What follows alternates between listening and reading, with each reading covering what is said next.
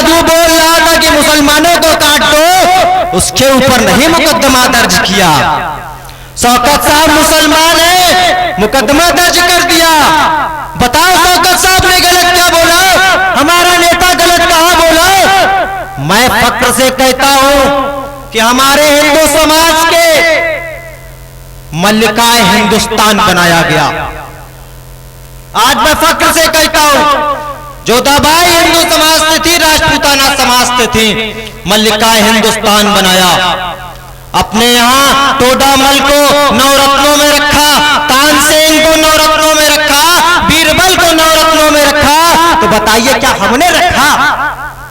आज ये दलाल मीडिया जो ये कहती है कि मुसलमान आज आपके लिए खतरा है, मुसलमान के मदरसे पर रोक लगा दो, मुसलमान के खाने पर रोक लगा दो, उसकी नमाज पढ़ने पर रोक लगा दो, ये मीडिया का फैलाया हुआ प्रोपोगंडा है।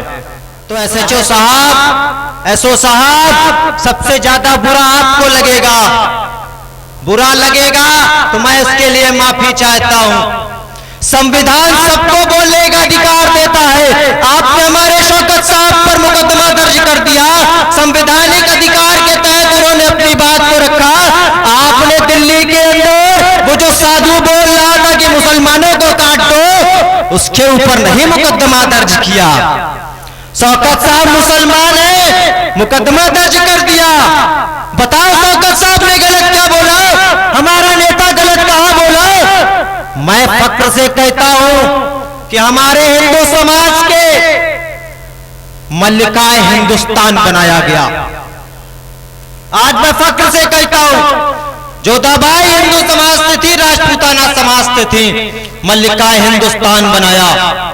अपने यहां तोडामल को नवरत्नों में रखा, तानसेन को नवरत्नों में रखा, बीरबल को नवरत्नों में रखा।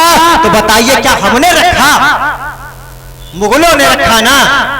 आज आप कहते हैं कि हिंदू मुसलमान बढ़ जाएंगे तो हिंदू खतरे में आ जाएंगे।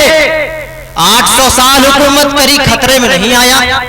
ये 8 साल ये बीजेपी की सत्ता आ गई तो आपने कह दिया कि हिंदू खतरे में आ जाएंगे। हिंदू अपने राम पर भरोसा रखता है और राम कभी ये नहीं बताते।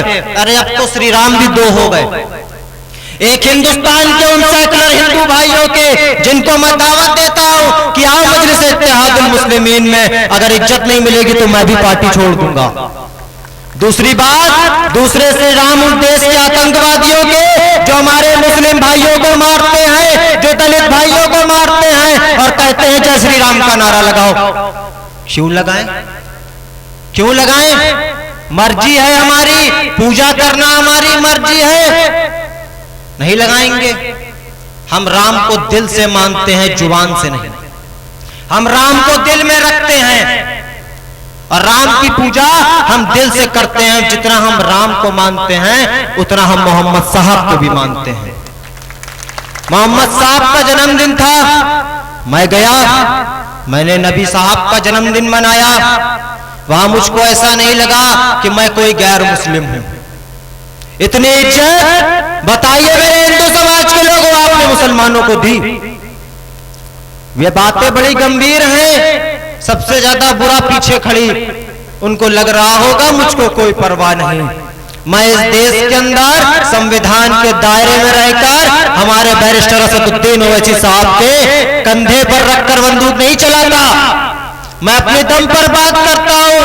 आज ये दलाल मीडिया जो ये कहती है कि मुसलमान आज आपके लिए खतरा है, मुसलमान के मदरसे पर रोक लगा दो, मुसलमान के खाने पर रोक लगा दो, उसकी नमाज पढ़ने पर रोक लगा दो, ये मीडिया का फैलाया हुआ प्रोपोगंडा है। आज आपने देखा कि कर्नाटक के अंदर जब हमारी बहनों के कपड़े उतरवाए गए स्कूल जाने के लिए, तब एक सांसद बोला जिसका नाम बैरिस्टर असदुद्दीन ओवैसी था।